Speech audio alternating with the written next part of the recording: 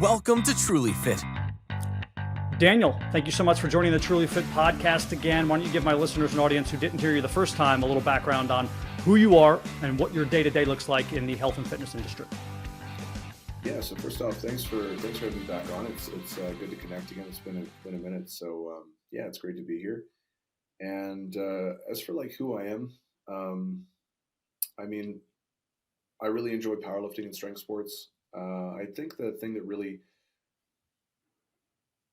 compels me towards, lifting in general and dieting and all of that stuff is more so just the process of really sinking your teeth into something and then sort of seeing the fruits of it, right? Where it's like, hey, I'm getting stronger, I'm getting bigger, I'm getting leaner, that stuff. And so I really enjoy that process of being able to actually succeed. Shocker, right? And then along the way, I've really enjoyed just learning and being able to connect with other people who are, far smarter than I am. And I've been a coach for, maybe 12 years now. And I've worked with some pretty cool organizations. I've written for some pretty cool publications. Been on, a handful of podcasts and done some speaking engagements, both locally and internationally. And yeah, right now, I left Kabuki Strength. I was director of education over there for about 3 years or whatever. I was with them. And since I left them in March last year, we were just talking about this off air. I started my own coaching company, and that's been going quite well. Especially recently, it's kind of been blowing up, which has created a lot of new problems, but these are good problems, so I can't complain really. Yeah. Well, I love your socials. You have a wealth of knowledge. There's a million things we can talk about, from the, the science of lifting to form to strength training programming. I mean, these are all things that you have a lot to say in. And I apologize that I'm going to be using you for, I guess you would say, a more philosophical conversation around health and fitness today, because selfishly, that's what I enjoy talking about. And I think that's important for a lot of my listeners. So you also talk about this too. So your posts aren't all specifically, hey, this is the best way to do a single arm lat pull down. You also say, hey, this is what's going on in the fitness industry that I do not like or that I do like. And I think that's important as coaches to talk about that, because we want our industry to be healthy. And right now, I think the industry is very unhealthy. And I'm gonna lay out why I think that. You could tell me about if you disagree or agree, or maybe just my analysis in general, and then give yours. But we had a push, or we still do, but we had an initial push from people who were so pigeonholed and thinking they had the answer to do something like, hey, you can only eat fruit. Hey, you could only eat vegetables. Hey, you could only eat fats, only eat proteins, only do this, only do that, only do strength training, only do Olympic lifting, only do HIIT training. That the younger generation saw that as if, like, let's say your parents had their whole house with antiques and there was clutter everywhere, then you would probably grow up and say, I hate clutter, I want to be a minimalist. So these younger kids are seeing all these rules and regulations and they're going, you know what? Fuck it. There are no rules. There are no regulations. Eat whatever you want. Do whatever you want. Flexible dieting. Do whatever. So now you have like a political-esque two ends of the spectrum, where you have people who say only eat oranges at 4 p.m. And then you have other people who say, basically, you can eat whatever you want. Eat donuts and Fritos and you're going to be fine. And we have no middle ground and sort of rational voices in the industry. How do we fix that? Do you see the same problem that I do, or am I just am I overplaying this? Yeah, I mean, you're going to find, I think, polarization or sort of divergence, regardless of what market you're in. And I mean, so here's the thing. A lot of people will say knowledge is power, but that's not even remotely true. If it were even minimally true, people who read self-help books would not need self-help books. They'd be good. You read the book, you're good to go. And so it's the integration of actual knowledge into your life, and then basically the outcomes determine how accurate that information actually is. So if I believe that carbohydrates make me fat, and then I eat a bunch of carbohydrates, but I'm still in a calorie deficit and I'm losing weight, then okay, well, clearly that's not the case, or at least that's not the entire picture, right? So I think a lot of the times when you have all this information out there, people lack just general critical thinking skills. You ask someone why they believe in something, and they give you a very superficial answer that sounds nice. And then the moment you ask any sort of follow-up questions, there's nothing there. There's no substance behind it. So I think there's just sort of a general naivety and a general lack of awareness around the beliefs that individuals have, a lack of desire maybe to challenge their own perspectives, and this happens to everyone. It's not like I'm not part of this, and this is actually something that happened even recently to me, where I was having a conversation with someone and I was like, operating in a certain way, behaving in a certain way. And then I had a conversation with someone. They're like, well, maybe you just need to update your values. I was like, what do you mean? They're like, well, you were that person, but that was years ago. Are you still that person? Do you still value those things? And as obvious and as stupid as that sounds, that was a big wake up call for me, because I realized, hey, you know what? No, these are not my values anymore. My values have changed. But I think it's very easy just to sort of go on operating under the assumption that this is still true, or at least it still applies to whatever context that it's in. And so I think there's that. I think that social media has a lot of positives, but I think it's a tool, and I think it's basically a tool that a lot of people abuse. I kind of see it like almost like alcohol, where, if some people use it and they can use it as celebration tools and things like that, that's fine. But unfortunately, a lot of people basically use it like a fucking stupid frat house where they just party all the time and get super hammered. They go on social media and they doom scroll, and then they just get into these little internet beefs, and it's super toxic. Like, it's super, super toxic. And then you basically just end up, internalizing all these little sound bites that have no context, no nuance, and they sort of erode your ability to actually think for yourself and sit down and read a book, or be patient, or not have some sort of external stimuli all the time. And I think that that's a really big problem. And I mean, the literature is really clear on this too. As social media use goes up, depression, anxiety, low self-esteem, all these things start to rise proportionally in a lot of cases. And the thing is, people will say the opposite, because there actually is research showing that social media use actually increases self-esteem and happiness. Or maybe that's not exactly precise enough, but it can have a positive influence. So positive self-affect, let's say, as a more broad scope term. But when you really dive into it, that's actually not true at all. It's one of those situations where there's almost like a survivorship bias, where individuals like who aren't going to be affected by it are going to report either positive or neutral effects. But then you see individuals who maybe have some sort of predisposition to be negatively affected because, let's say they're not mentally tough, or they're not as resilient, or whatever you want to call it. It could be something completely different than that. But then those people experience very serious side effects at times. So, there's a whole host of things. But again, the internet, and especially social media, rewards clickbaity stuff. It rewards controversy. It rewards people being angry and frustrated, because people engage a whole lot more with, inflammatory comments than they do anything positive. And so basically the algorithm just feeds that to you more and more and more, because you engage with it. So you're literally teaching it how to make you angry, depressed, how to serve you content that is just like bad. Basically, it just teaches you a lot of really negative things. And again, like I said, that's not necessarily the fault of social media. It's a matter of incentives, and individuals who aren't disciplined enough to use this tool appropriately can fall into that trap. And so I think most people lack discipline. I mean, that's not really a matter of question, which is why there's millionaires are a rarity. People who aren't overweight and obese are a rarity. In fact, I think obesity just recently crossed the threshold of now being a bigger problem to health and starvation across the world, which is astonishing, like fucking astonishing, that people are literally eating themselves to death.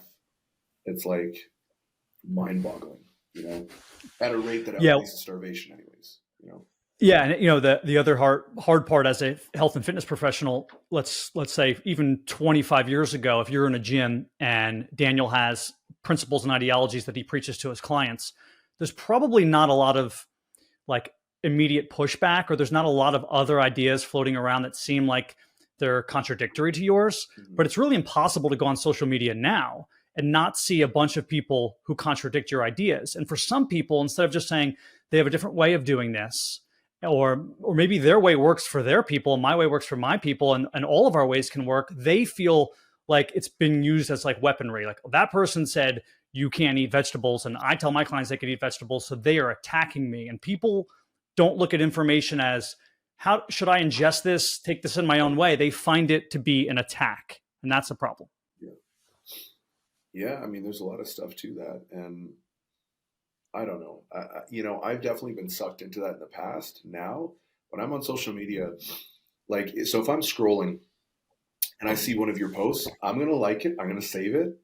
And I'm going to maybe try and share it with someone because I want to help you out. You know what I mean? Because you're doing good work. You're helping people. But I don't really like engage in social media anymore because I just noticed that when I used to do that, I would just like, I was like, I'm someone who definitely is a little bit more susceptible to that type of negative spiraling. Cause like I have a temper and certain things just piss me off. And like, I'm pretty chill for the most part, but I think I'm chill because I specifically manage my environment. And that was one thing that I definitely noticed that I had to do. And so, now that I don't do it anymore, like people will shit on me for the most arbitrary things every now and then. And it's like, okay, like, all right, that's fine. Like we disagree. And like, they'll ask, or like, I'll post something and they'll be like, well, what about this? And I'm like, yep, I talked about that in the post and it's an order of magnitude. Like you think that it's significant enough to stop someone. I think it's only significant enough to be a barrier, but therefore you can still overcome it. And that's where we disagree. And that's okay.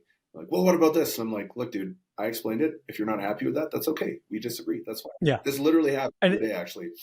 Because it's their interpretation. You were stating a fact or a study or saying one particular thing, and for some reason they took an offensive interpretation. They saw one piece of that and said, "Oh, well, it looks like Daniel's saying that you shouldn't do straight bar bench press or something," and then that person feels like that's an important piece to them in their training. And before you know it, like they are now riled up because they feel like you're attacking them when you had nothing. It had nothing to do with them in the first place.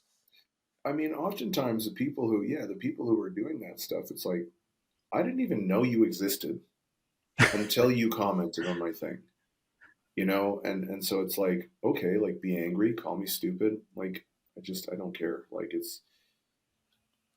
I'm so past the point of caring what other people think of me, especially because I think this was kind of like one of the benefits is, as you know, I'm obviously very outspoken and about things that I believe in. And if I have an opinion, I don't shy away from it. It's like, if it's not popular, that's okay. I don't mind, but I think also because of that, that's thickened up my skin a little bit. At first I was super sensitive, especially if there was like someone. So I remember a long time ago, I think I made a post. I did some like sort of data analysis post, and I was discussing IQ and heritability. I think this was unrelated to fitness. It was just a post that I made when I had Facebook a long time ago. And do you know Greg Nuckols? I don't. So he's a big guy in the fitness space, and he messaged me privately. Greg is actually like just a phenomenal guy. So every interaction I've had with him has always been super positive. He is like the nicest guy. He's been so helpful. He's helped me out a ton in my career. And so I have nothing but positive things to say about him. So he messaged me privately and was like, hey, I was just wondering if you would be willing to, like, are you open to learning about IQ?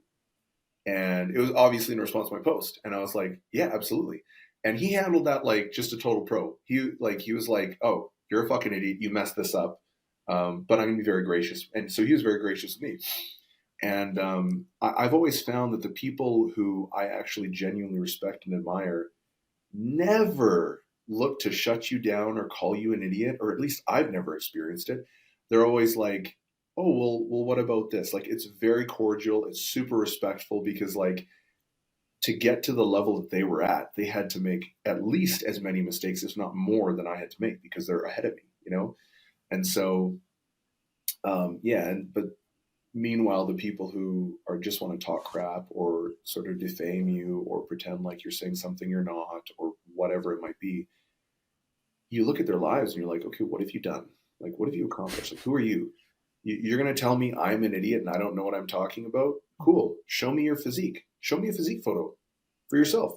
What's your total in powerlifting? It's like, oh, you're fucking fat. You're a slob. You're weak as shit. And you're going to tell me, okay, go fuck yourself, So it's just like, it's 9 times out of 10, it's the people who can't do anything, who haven't done anything, who want to tell the rest of the world why, no, what you're saying is wrong. And it's like, dude, you're just trying to validate your own ineptitude. That's it. So That's a lot of it. don't sell me a story that you bought into, because it's nonsense, you know? Well, staying on that, Daniel, people do that with studies all the time, right? So Yeah. you'll say something in particular, right? And there's always a study that sort of pushes back another study, right? I can find a study that says that your study is wrong, and then we could just go study for study all day long. And like a lot of times, people don't have the studies in front of them, so you're just believing their interpretation of said study and not looking at the conclusions yourself. How do you deal with that when people just kind of throw that back in your face and go, "Well, I have a study that says otherwise"? I'll be honest, I almost never get that. I used to, but I think because a lot of my writing is so research heavy, people just don't do it anymore because they're not dumb. Yeah.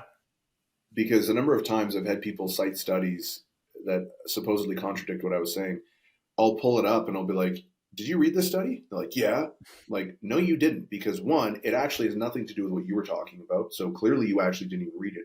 Two, it actually supports my position. So you just shared a study that you believe shares your, like, supports you, but it actually supports my perspective, which means you clearly didn't read it. You don't understand it. So it's like, you know, what are you trying to do? And people just throw around studies as if they're like, as if that's evidence. It's like, first of all, a research paper is only one form of evidence. And a lot of the times it's not even the best quality evidence. Like most of the highest quality evidence is actually not studied. And if anyone wants to debate me on that, I would absolutely encourage that, because like for the simple fact that we're able to do more in practice because we don't have constraints on research that slow that process down. So simply because we're not as constrained, we can actually do a whole lot more. You know what I mean? Like how many studies are there on the SSB squat? There's like 5. You know, we knew SSB squats worked for like decades before there was even a single study. How did we know? You know what I mean?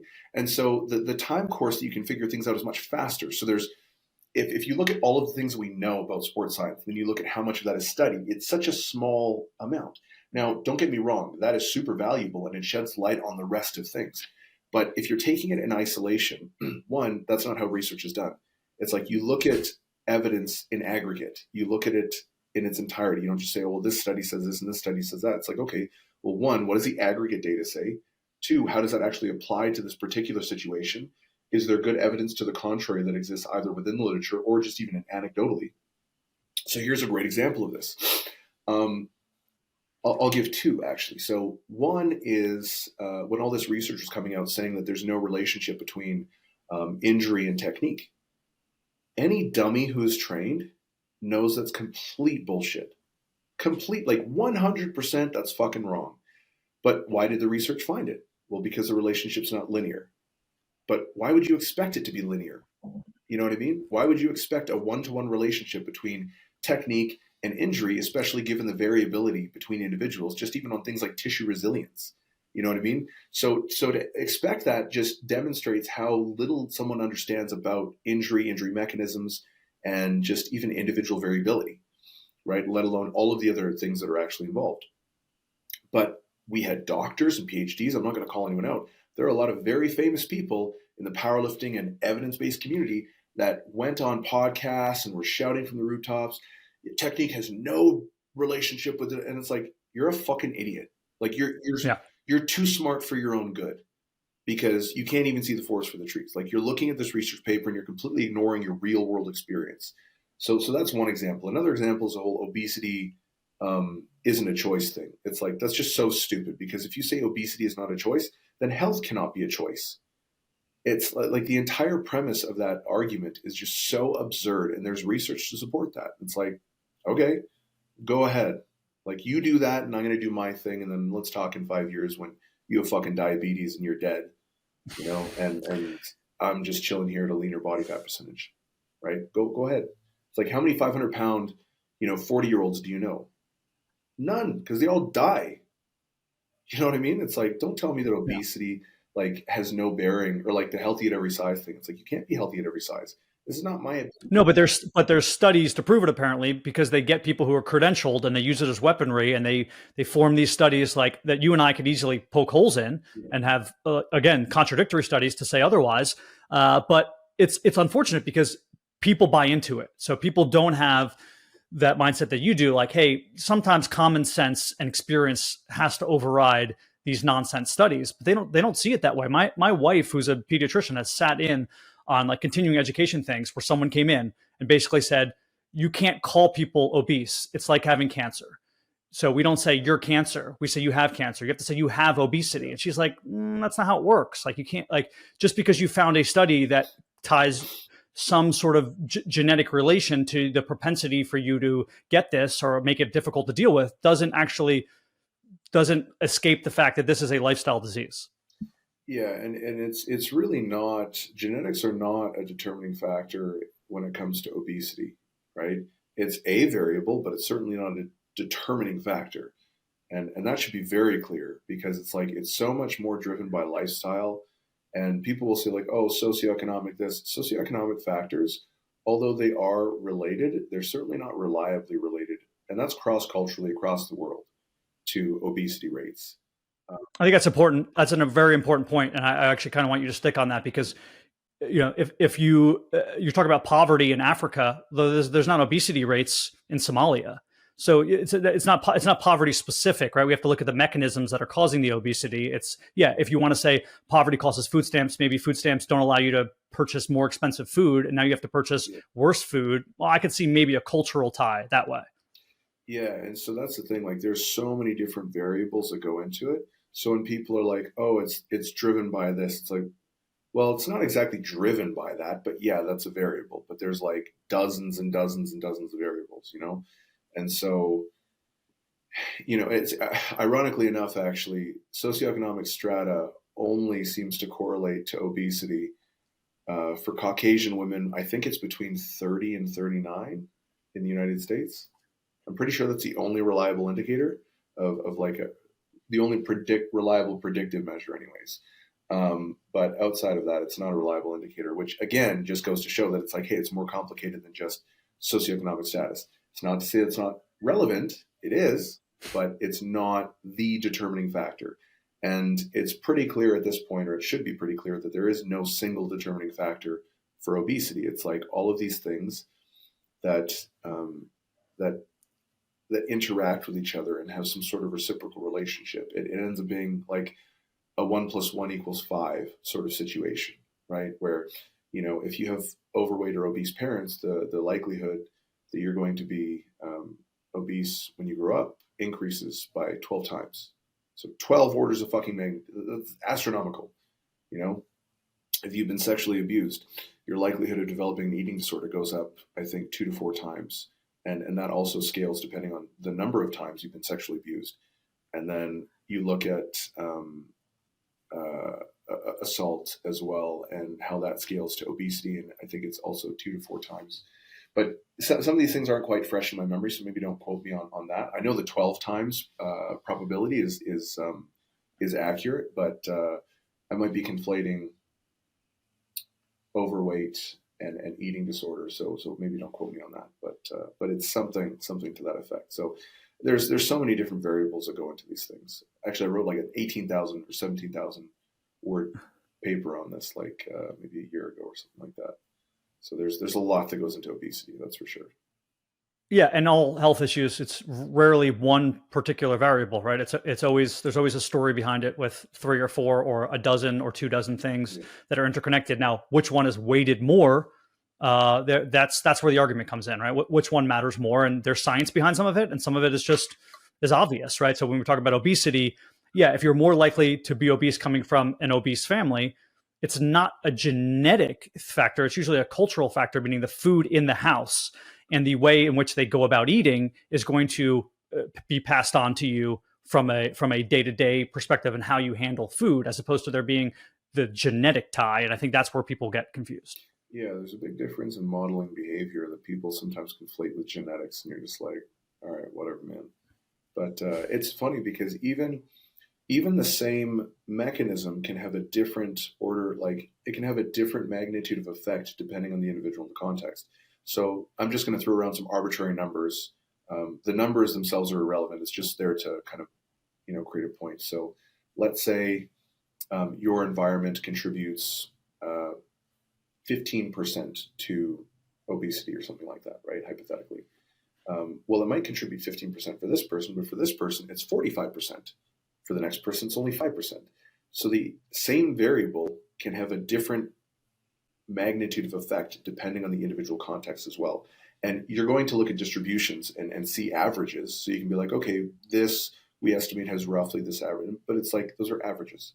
It's averages over a distribution. So it's like, it's, there's also individual variability in those things because, like, for instance, if we go back to what you were talking about with your wife, and the whole fat shaming thing, about, oh, you can't say obese because blah, blah, blah. It's like, there's actually research that shows that men actually respond very differently, and this should not be surprising at all, to women when it comes to either criticism or fat shaming, right? Women tend to not respond very well to that. Men actually sometimes see a positive effect on fat shaming. And now that's going to be a really controversial statement. But then I would ask you, okay, what is actually the operational definition of fat shaming? And throughout the entire literature, you can look at it. And unless there's been some research done in the last, let's say, 6 months that I've not read, there is zero agreed upon definition for what it means to fat shame. Zero. Okay? It is such a massive umbrella term that is so nebulous. As you mentioned, simply measuring someone's body weight at the doctor's office is also a form of fat shaming, according to the broad definitions. So it's like, how can we even make these claims that fat shaming is bad if we don't even know what the fuck that means? What is fat shaming? Now it should be pretty apparent two things. One, being a shitty person to people and shaming them and stuff like that, yeah, that's probably not a good thing. And for most people, it's probably gonna have a pretty negative effect.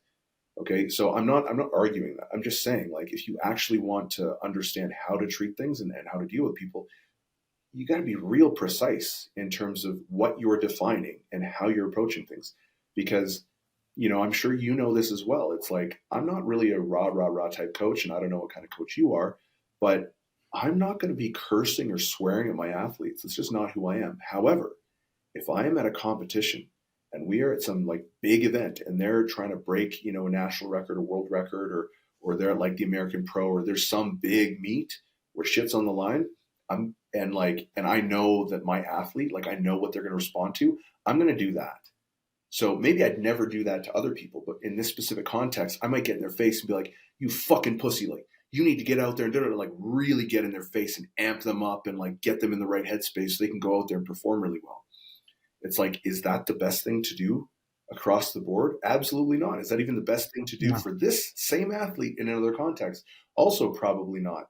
But it's like, so everything that people do is so contextual. So to say that this is bad and this is good, it's just not true, because, for instance, me, like, I am an individual who literally got shamed out of being fat.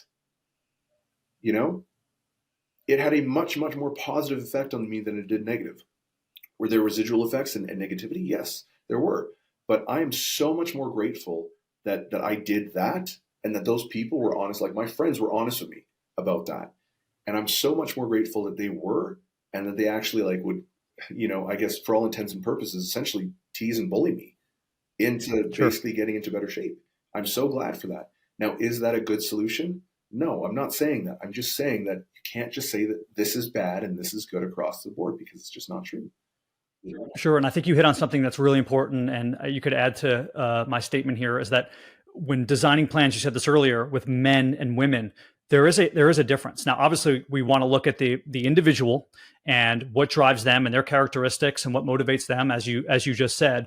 But there are differences amongst men and women. We have to take those into consideration. I see a lot of like female dietitians who are all about flexible dieting, who are all about intuitive eating. That actually does sometimes work with women. It doesn't really work with men, right? Men need more rigidity a lot of times in their plans. That's why we have successful militaries and armies, right? It's not because they say, hey, do whatever you want. It's no, because we have very particular training that they have to adhere to.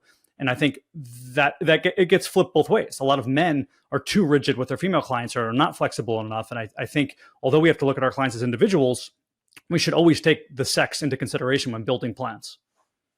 Yeah, I mean, so there's definitely temperamental differences that you'd see across the board, right? But again, it kind of, people exist on a distribution, right? So I would say that would be a very similar statement to saying, smaller athletes can generally can generally tolerate higher volumes, higher intensities, and higher frequencies.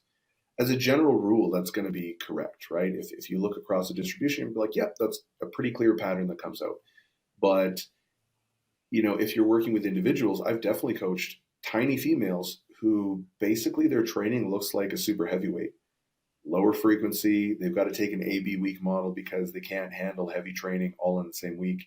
You know what I mean? So it's like, I think there's definitely, and this is not really disputed at all, or shouldn't be, there's definitely temperamental differences. And so how you deal with men and women can definitely be different on average. But I think that that's just a good starting point. So we still have to take every single person and say, okay, like, who are you? Because we have all this data that I've, sort of taken in, I have a general idea of who you are, but let's kind of start to refine it a little bit more and get a little bit more clarity on you as a specific individual, and as well as like understanding their context. And then that kind of like really determines how we might, adapt that information to apply to their situation. And so, which is the mistake when people only have one ideology and try to fit that to the person, as opposed to having multiple tools they can fit to the person, right? If I only preach intermittent fasting, well, I might have a client who that just doesn't work for, right? They need more, they want to eat more throughout the day, or only have a client who eats intuitive eating. Maybe they want a plan laid out in front of them. They don't want to intuitive eat. So I think, like you said, it's important that we as coaches look at the person and then form the plan around them, rather than having a particular ideology that we try to map on everyone else. Yeah. And at the end of the day, it's about outcomes, right? Like, is what you're doing working? Yes. Okay, then it works. That's it. Like, I don't give a shit. So I've heard people say like, oh, I never use deficits on sumo deadlifts. That's so stupid. Da, da, da, da. And it's like, cool, that's fine. I've used deficits on sumo deadlift for some of my athletes, and it has helped them tremendously.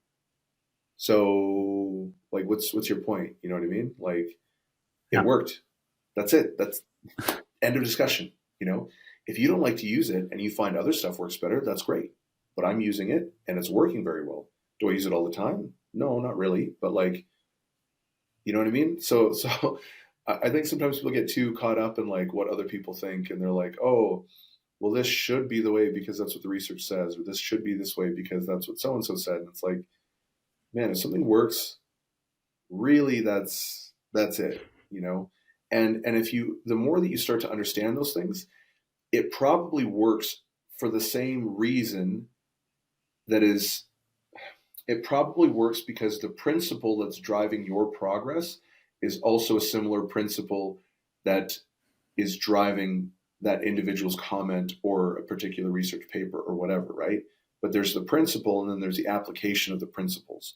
And so if you don't understand the principle, your application is going to be really limited to just the narrow context that it was discussed in, that you happen to hear it in, And so having a deeper understanding of, well, whatever it is that you want to understand, I think is pretty important, because then applicability and integration just get expanded like tenfold, so.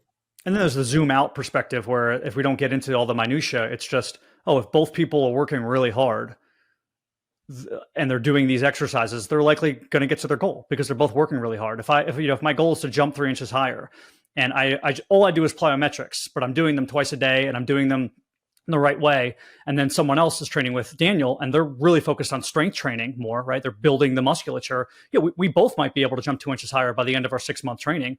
Doesn't mean one person's right or wrong. We both worked really hard and got to our goals. I think there's too much focus on the minutia and not how hard are you working. Yeah.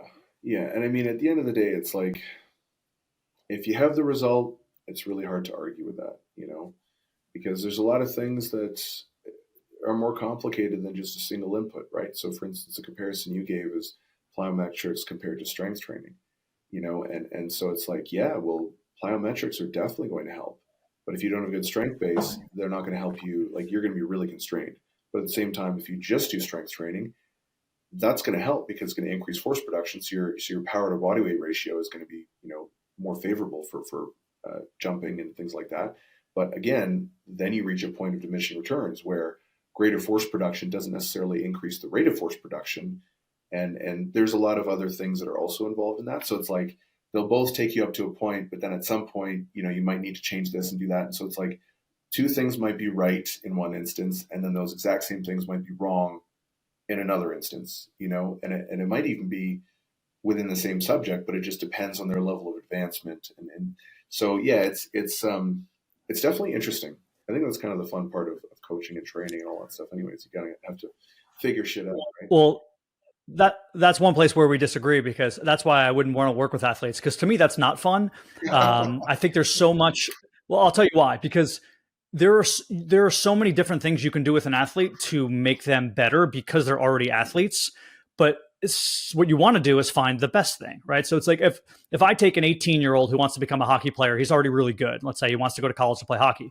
I mean, I could literally just have him do push-ups and sit-ups and jog, and he's likely going to be better than he was beforehand, right? Just because he's working out and he's getting better in his sport and the actual skill set of the sport. But what is the optimal workout for him? What is the best? Is strength training? Is it a combination of strength training and body weight? Is it a combination of cardio and this? And I think that's to find that recipe, to find that concoction, there needs to be a lot of trial and error. And I think that's why you enjoy it, but that's not something that I think I would enjoy. Yeah, that's fair. I mean, to each their own, right? I guess I just enjoy it because it's like you sort of expand the scope of your capabilities, right? Like, I think, so at the moment, I don't coach bodybuilders in contest prep because I've never done a contest prep. I coach bodybuilders off season, but generally not contest prep, especially not enhanced, because I don't know anything about like the PED side of things. So that's not something I really want to get into. But natural bodybuilders, like for me, I'm going to be coaching my girlfriend. So I've coached my girlfriend for about 5 years now, and I'll be coaching her after she's got a big meet in Vegas, and then after that, for powerlifting anyways, and after that she wants to do like a figure show. Right. And so I was like, okay, well, we'll find you a coach. And she's like, no, I want you to do it. And I was like, okay, well, I've never done this. Like, she's like, no, I trust you. I want you to do it. So I'm like, all right. So I'm figuring that out. And she's going to be kind of like a little guinea pig. But, there's a lot of stuff that I don't know. There's probably a lot of mistakes I'm going to make. And, but at the end of the day, like, I just think it's going to be a really fun process of like figuring all that stuff out and then looking back on it and being like, oh, wow, like, I should have done this and I could have done that. And then also like just talking to friends of mine who are, IFBB pros or like former Olympia, competitors and just being like, hey, like, how would you approach this? How would you do that? How would you do that? And it's just like, you just get so much more insight. And then a lot of the times too, it ends up translating into just better outcomes with athletes in other areas that aren't even necessarily related, just because at least for me anyways, I find that my perspective is a little bit different. Like it just kind of shifts. And so you see the same thing, but now you kind of have a little bit more of an in-depth understanding of that. It's almost like you read a book and then you read it the second time, the third time, the fourth time. And every time you're getting more stuff from it. You're extracting more information. You're seeing it from a slightly different perspective. And you're like, I didn't notice that the first time I read it. So I really like that aspect of it. No, that makes perfect sense. When I used to work with older golfers, these were recreational golfers, not people who are doing it, professionally. I learned so much more about the body than I hadn't known before, because I had to look at what sort of optimize their motions going through, sort of from like, okay, they can't get the swing proper because their lat is too tight. So they can't get their arms in the position that they want, or they're tiring out because their rhomboids are overworked. And in the golf swing, they're swinging too many times. And all these little things that you learn from the bigger picture perspective about health and fitness when you start working with athletes, I think is really great and expands your horizons, like you said. Yeah, it's fun. It's interesting. So let's go back to personal training. We hit on this a little bit beforehand, but I want to ask you a very specific question. I think I came across your post maybe 2 or 3 days ago, and I wrote in on it where you said something to the effect of, hey, people say all the time, you don't need to be in good shape to be a coach or a personal trainer in the fitness and health industry. That's bullshit, more or less, right? And I don't disagree with that sentiment. I don't necessarily think it's the highest weighted thing, but if a family member were to call you, Daniel, and say, hey, I can't work with you, I don't live close enough, I'm looking for an in-person personal trainer, what should I be looking for? How would you sort of lay out the requirements or the things that are important? Yeah. So I think what I said was, like dumb shit that smart people say. And it was like, your physique has almost no relevance or no relationship to your ability as a coach. That's very clearly stupid for what should be very, very obvious reasons. But it's not in 2024. People will argue against that somehow. Right. So, for instance, if you say someone's physique has no bearing on their knowledge or ability, right? Well, what are you actually saying? Right?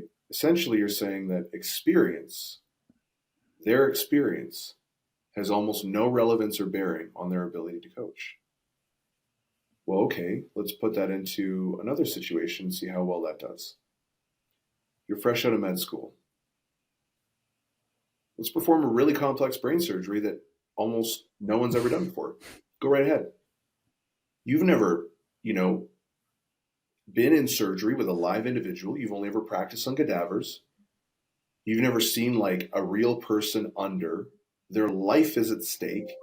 There's a 50% chance they're not going to make it through this. How is that going to affect you? Are you going to remember everything? That kind of pressure? Let's put it into another scenario. You're a fighter. It's your first fight. You've been training for 4 years. And you're a very good boxer, kickboxer, whatever. But now you go out and you're in front of thousands of people and you're on live television. If you've never done that, you have no idea what that does. It wipes your fucking brain. You forget who you are. You're just like, oh my God, like you're so overwhelmed. You are not going to be as good as you are in the gym because there's so much new stimulus that you forget it. You don't have the same patterns and repetitions.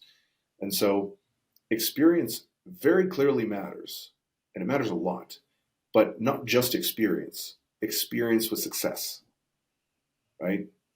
And so, a lot of the times what people will try and imply when they say your physique has almost no bearing on your ability as a coach, a lot of the times what they're implying is that education does. Your education has much greater bearing on your ability as a coach, and I would strongly disagree with that. I think that if you're going to say that someone's physique has no bearing on their ability to coach, I would say that that statement is at least equally true for an individual in their education, right? And I'll point out a very obvious example that a lot of people are not aware of. I believe at this point it's still the third leading cause of death in America, but I'm not 100% positive. But it's definitely within the top 5. It's called iatrogenic deaths, which is just a really fancy way to hide what it actually is, which is medical negligence. Medical negligence is the third leading cause of death in the United States. We're talking about medical doctors and nurses, highly educated, highly trained individuals. And people die not because they're like, oh shit, it was, they had, like a 30, 70 chance of living and they just didn't pull through. It's like, no, like you prescribed them a drug that they were allergic to in spite of knowing that it was on their fucking chart, like just full on mistakes, right? So it's like, is an education a guarantee that someone's going to be good? No, it's not. It's absolutely not. In fact, this is even a logical fallacy called the appeal to authority fallacy. You cannot just say that someone's good because they have an education, because we see this in every single organization. In fact, it's a mathematical problem, right? So the Pareto distribution, if you guys are aware of what the Pareto distribution is, it's impossible to have everyone who's, equally qualified, right? You get roughly 80% of the work is, 80% of the production is done by roughly 20% of the top performers, right? And so we have 80% of individuals producing 20%. That's brutal, right? So you get this across all industries, all fields. So those things as standalone metrics, I don't think having a great physique as a standalone metric is a good thing, but it absolutely is fucking necessary. And anyone who wants to argue this, it's like, okay, I want you to have a paper, and on one side, put all of the top bodybuilders that have ever been created. On the other side, on the one side, I want you to put all the coaches of all the top bodybuilders that have ever been made. On the other side, I want you to put the coaches of all the top bodybuilders who have ever been created that did not look great, that were not bodybuilders, that did not look fucking phenomenal. And I'll tell you what, you're going to find a couple of exceptions, but the overwhelming majority are going to be on this side. Okay. The majority, like, you're not getting scientists or researchers coaching Olympia level bodybuilders. You're just not. You're getting other Olympia bodybuilders. Why is that? Why is it that basketball coach or basketball players become coaches? You know what I mean? It's like, it's so painfully obvious, and yet this is something that's disputed. And a lot of the times I'll hear things too, like, well, I don't have to be jacked if I want to be a hypertrophy coach because I have other priorities in life, right? I hear that all the time, and I'm like, okay, but do you train? Well, yes, I train. Okay, how many times a week do you train? Like 4. Okay, how long are your sessions? An hour. Okay, how long have you been training for? 7 years. So you're telling me training 3 to 4 times a week for 7 years for 1 hour, and you're not able to get jacked? Are you joking? You know what I mean? It's like, you don't know what the fuck you're doing. And they'll say like, oh, well, it's just not my priority. It's not my priority. It's like, no, like, you're full of shit. You just don't know how to do it. That's all that it is. Stop pretending like you have other priorities. It's like, that's the stupidest thing that I've heard too. It's like, well, it's not my priority, but I'm a hypertrophy coach.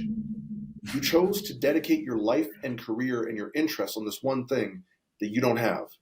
And you're telling me it's not a priority. Really? Like, we're seriously going to go to that level of just like gaslighting? Like, go fuck yourself, So I'm sorry, like, I went on a rant, but that stuff is super annoying to me. So I would say, 1, do they look the part?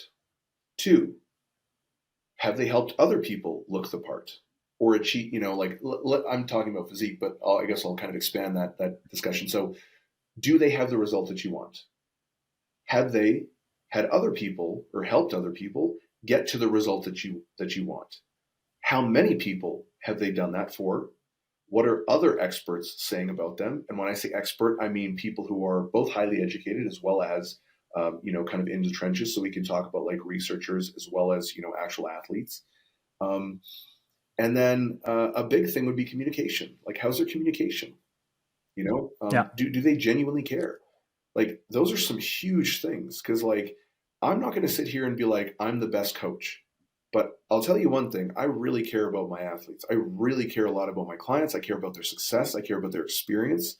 I care about their results. I care about my reputation as a coach.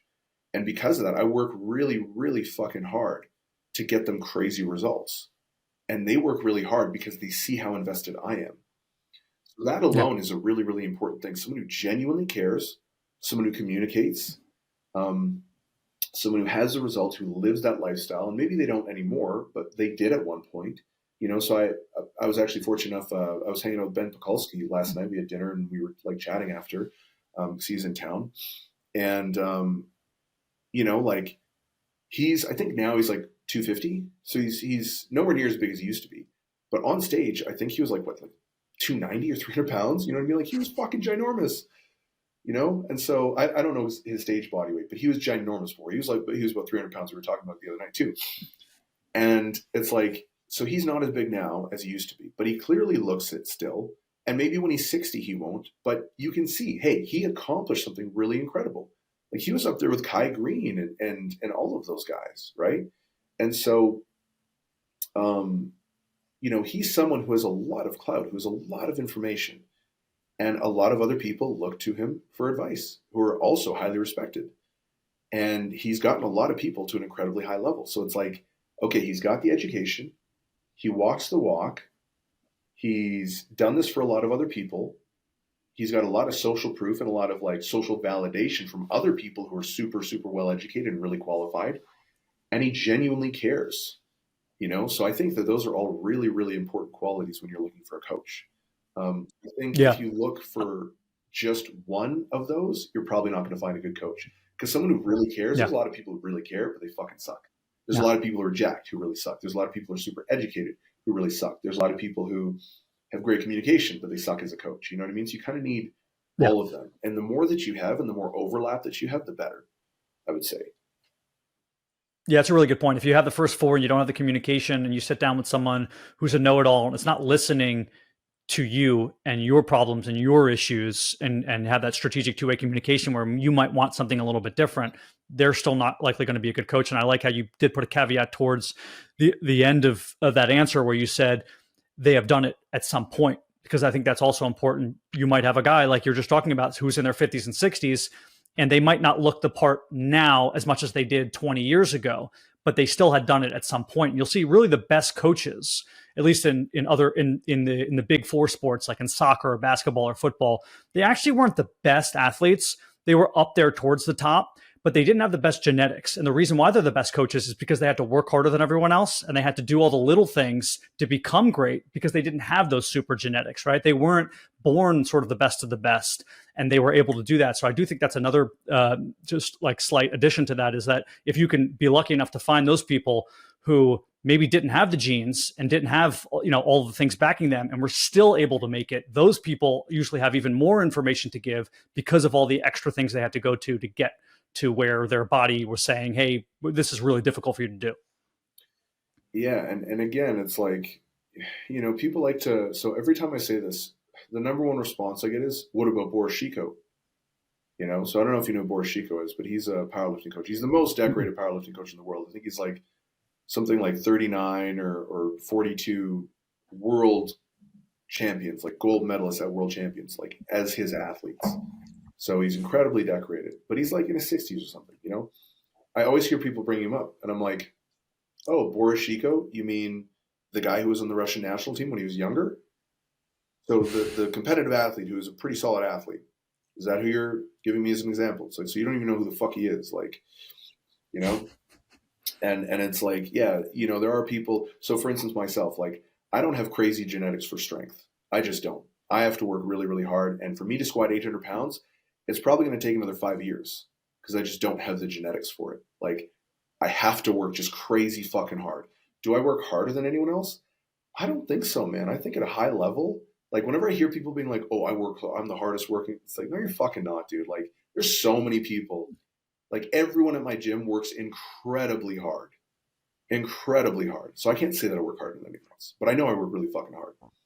And a lot of them outpace me. That's just it. That's the genetics, and so I can't do anything about that. I just have to be more patient. I just have to make sure I'm staying injury free. And I just have to, do it for as long as it takes to get there. So I know I can get to 800 pounds. I just have to make sure that, I'm patient. I stay healthy. I get way bigger than I am right now. And, eventually I'll be able to do it, and we'll see how it goes. So speaking of working hard, I'm going to move on to steroids. It's a hot topic in all fitness and health industries. My, I guess, big high level issue is that the people who are on performance enhancing drugs neglect sometimes to talk about what I believe is the most beneficial part, and it's the sort of the mental psychology portion behind it. You have extra drive, extra motivation, extra will. These are the things, if you ask the general public and you just take a poll and say, why haven't you only gone to the gym once this week? They'll say, I'm tired. I just didn't have the motivation, right? It's the number one reason why people aren't working out. They don't have the motivation and drive. And the performance enhancing drugs really help that, right? They really help the drive and motivation to get in there. Forget about the physiological benefits that you get from it. But it's sort of, in my opinion, hidden. There's a lot of people in the industry who don't make that known. And they'll say, you need more drive, you need more motivation. It's like, well, yeah, if you're on, Tren and 600 milligrams of test, you have this motivation that this other 42-year-old guy with low test doesn't have. Am I wrong on that? Is that not something that the strength community hides? And how do you view that? I've never really thought about that personally. I've never noticed that either. I would, if I had to make a guess, I would probably suspect that the individuals who are going to take copious amounts of drugs are probably just more serious about their training anyways, hence why they're taking drugs. And, I'm not talking about the 17-year-old who's never lifted weights in the gym and then he just decides to jump on a cycle. I'm talking about guys who are actually serious about training. A lot of, because those are the only guys that, I'm really exposed to. I don't train at a commercial gym. So I only train with, pretty high-level guys. Most of them are natural, but the ones who aren't were very, very serious about their training beforehand. So I don't think that it hasn't really been my experience that drugs increase motivation or really do anything of that nature. I think it's more so just, maybe a selection bias issue where the people who are more motivated and who are more dedicated and willing to just push the envelope and do whatever, it takes are also the individuals who are more willing to maybe use drugs, so Totally. Yeah. I don't know what effect it has on motivation or any of that stuff, but that would kind of be like my guess as to the relationship. And your community is very specific. So maybe I should walk it back from your, like the strength. I don't mean the strength community insofar as like people who are powerlifter and bodybuilders. I should say this is more of like, the 46-year-old guy who talks about on Instagram how he wakes up at 4 a.m. and, and works out twice and does whatever with his day, and that you don't have enough motivation. Sort of these guys, the Mark Wahlbergs of the world. It's like, well, you're 48, but you're on TRT. Like, that's why you have this additional motivation that the other average person doesn't have. So I guess to clarify, I might have misunderstood what you were asking. Are you talking about the difference between PED use or like TRT versus someone specifically with low testosterone? I would say TRT use nowadays isn't just specifically about low T. They've dropped the levels of what low T needs to be. So you can go to any doctor and be in your late 30s, and they can consider you having low T, and you can be on TRT. Yeah. And then your levels will be higher than they were in your 20s, in a sense, right? It's being used as it's being used in a way in which it's a performance enhancing, but it's not for sport. I just mean for life. So if you have low testosterone and then you take testosterone, your motivation is definitely going to go up.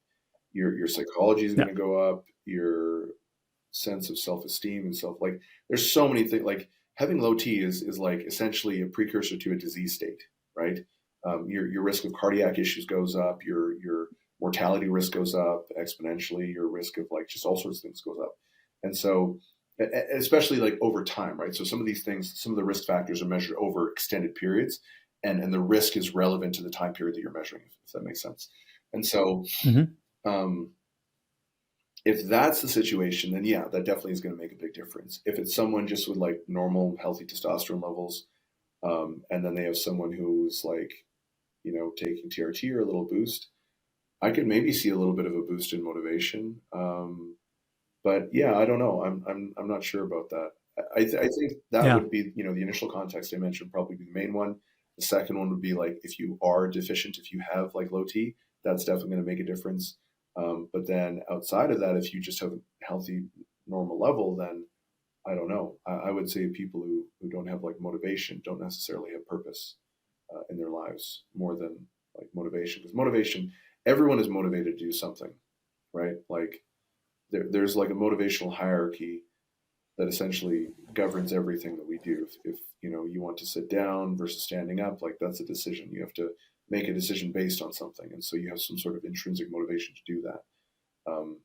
But if you say that, like if someone says they lack motivation, I'm like, okay, then you just lack some sort of purpose. Like you don't have any sort of purpose. That's my take on it anyways, because I don't really buy the whole lack of motivation thing because, like, are you motivated to show up at work every day? No, but you do it, Are you motivated to go and pick your kids up at night or get up at like, let's say 3 a.m. if you have a newborn and they're crying and you're not pumped about that. You just shut the fuck up and you do it because that's what you have to do. And so it's like, but your motivation to do that is obviously greater than your motivation to neglect your child. But it's because there's a bigger purpose there. And so I think a lot of the times when people discuss motivation, they don't actually understand what motivation is because it's a fairly expansive topic. But if someone lacks motivation, then I would just kind of say they lack direction, purpose, and clarity in their life. That's a great point. Yeah, people will say, hey, I don't have the motivation to go to the gym. It's like, well, do you not have the motivation, or are you just low energy and you choose to do something else because you have low energy? And the thing I try to explain to clients, and I'm sure you would echo the sentiment, is the more you lift, the more you'll have energy to lift.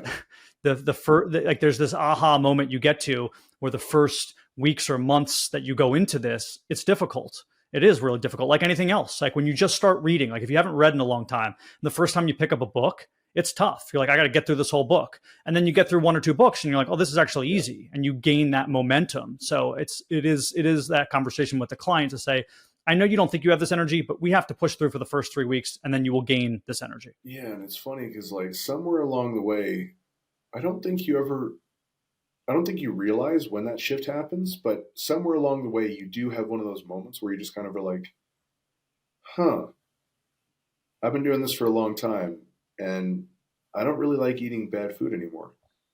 Not because I don't like the way it tastes, but when I do, I just feel shitty. I feel inflamed. I feel like my face and joints puff up. I don't feel good for my training. Like I just would actually rather eat good, healthy food.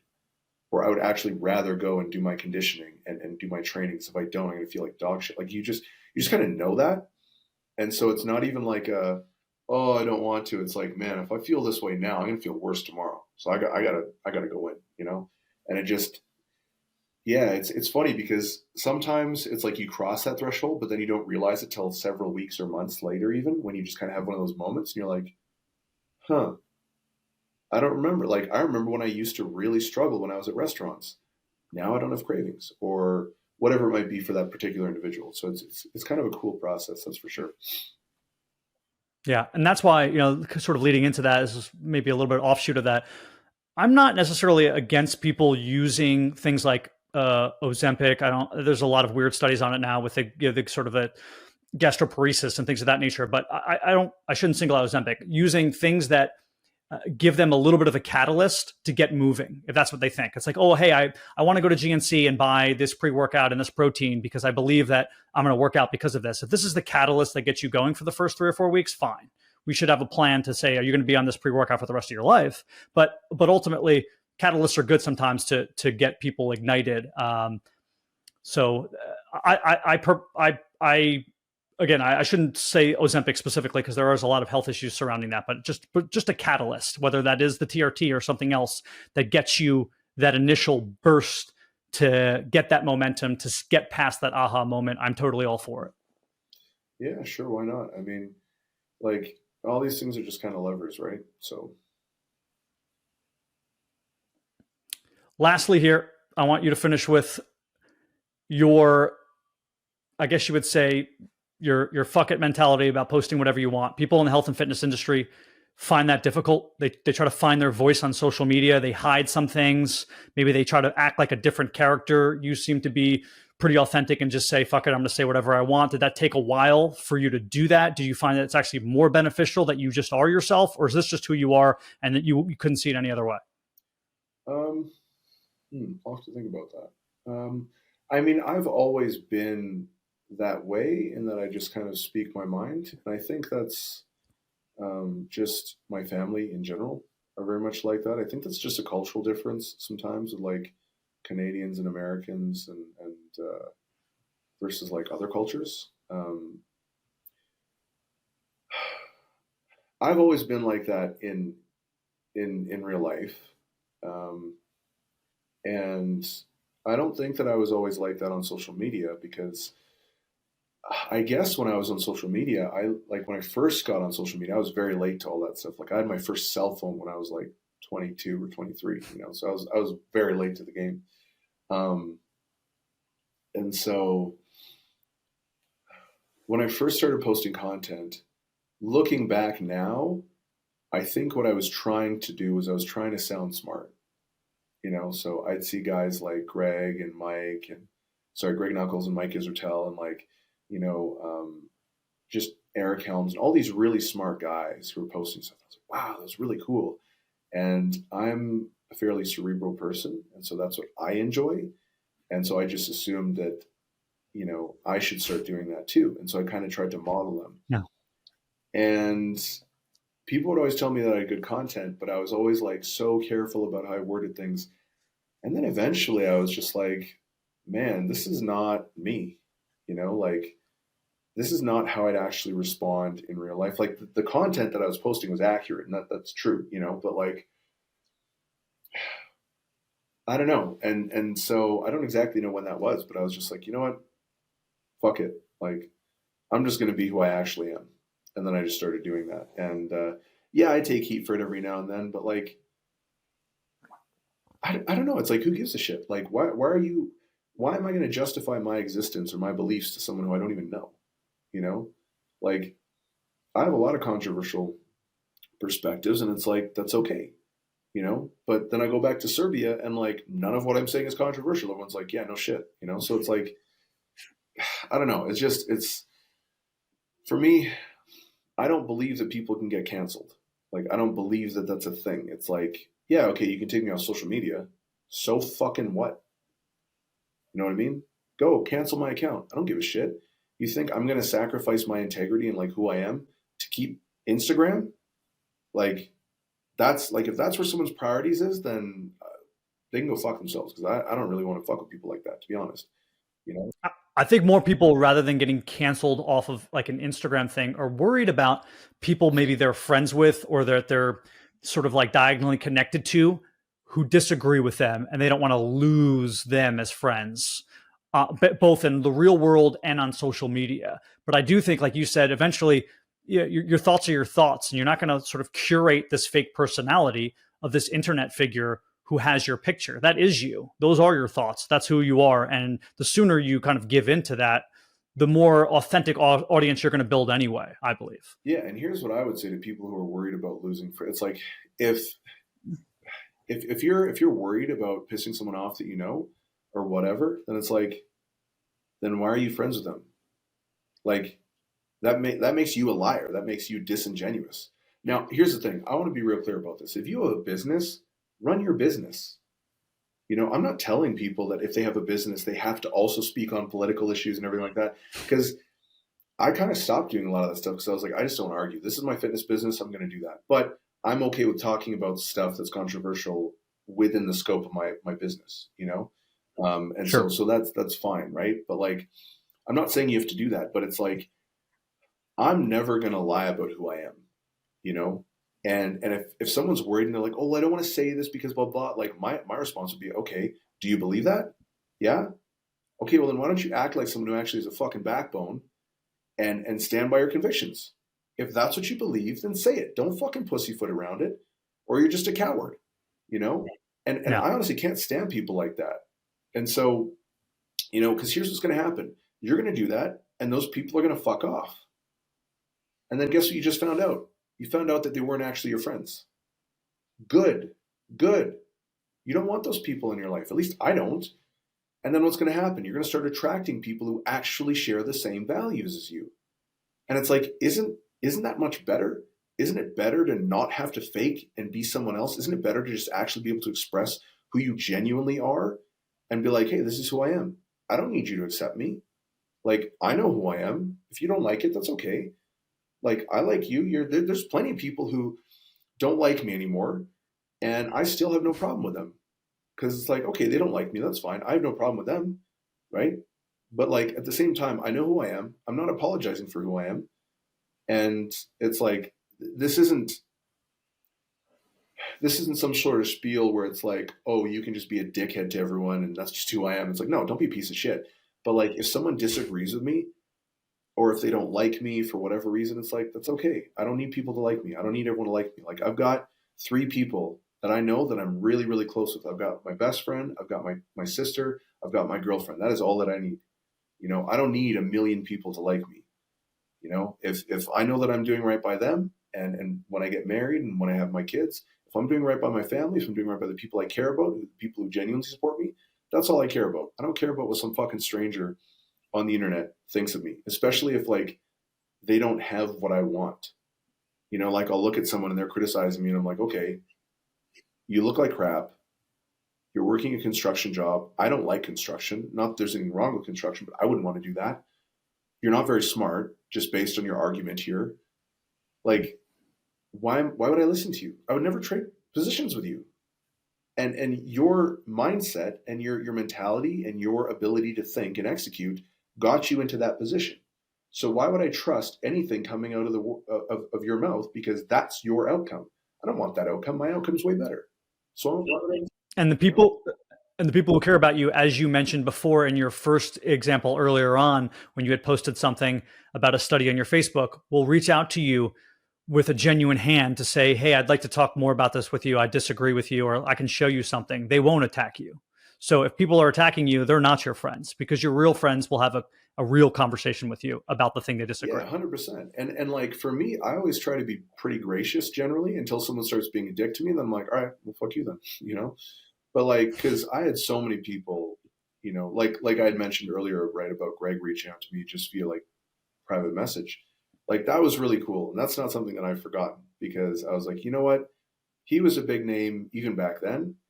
And he didn't have to do that. He could have just shredded me up in the comments, but he didn't. I was like, that's a good dude, you know? And so I try and do the same thing to other people and just not be a dick. But like, yeah, it's like, why am I going to care about what some guy who can't handle his emotions on social media thinks about whether you should do 15 sets or 20 sets of bench? It's just like, dude, I don't care. Like, if you disagree, then disagree. I just don't care, you know? So. Daniel, this has been fun and great information. I promise I will have you on in the future to talk about more concrete stuff, more specifically powerlifting stuff, instead of this sort of philosophical, cultural health and fitness conversations. But let my listeners know where they can best reach you individually if they want to reach out to you, and obviously your socials where they can find you. Yeah. So again, thanks for having me on, man. I appreciate it. I hope your audience got something out of it. I'm not necessarily the best guy to kind of wax poetically about things. So sorry for all the cursing, and sorry if a lot of the stuff that I said didn't make a whole lot of sense. Yeah, that's not exactly my area of expertise. But I appreciate you having me on anyways, and I always enjoy the chat, and it's great to connect again. So I'm most active on Instagram. I have other social media, but really Instagram is the only one that I'm able to use right now because I'm just so busy with work. So Instagram is going to be the best place to reach me. It's Daniel_DeBrocke. And then I have a YouTube channel as well. Got a couple hundred videos on there. And I'm going to be posting more lectures on there in the next little bit. I hired a video guy recently, and I've been recording a bunch of lectures. So that's also coming up there. So those are two places that you can get a lot of content, but the place to actually reach me is just going to be Instagram. Yeah. I'll put all the links in the description. He's a great follow. Make sure you do it. My guest today has been Daniel DeBrocke. Thank you for joining the Trulyfit Podcast. Appreciate it, man. Thank you.